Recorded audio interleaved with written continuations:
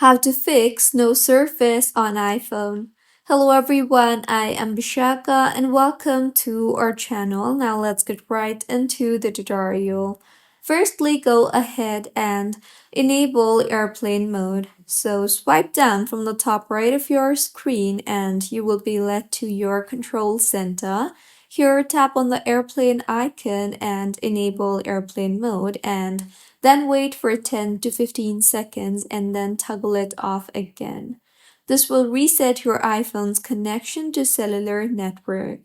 Next fix is you can try to go ahead and restart your iPhone, as this will help in fixing temporary glitches on your iPhone. See if your issue was fixed or not, and if not, then launch the settings application on your device and tap on General and then on About.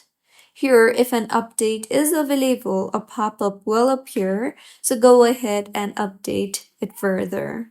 You can also try to use a SIM ejector tool or a pepper clip and then remove the SIM card from your SIM tray and check for dirt or damage and then reinsert the SIM card properly.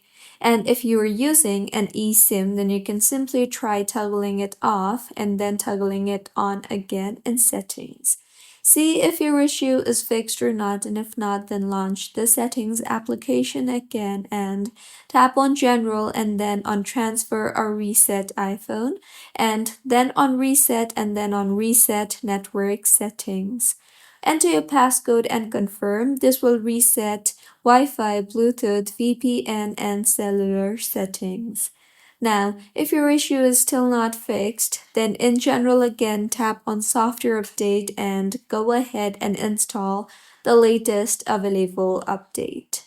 Also, make sure that you are in an area with signal. If not, you can contact your carriers to confirm your account is active and not locked.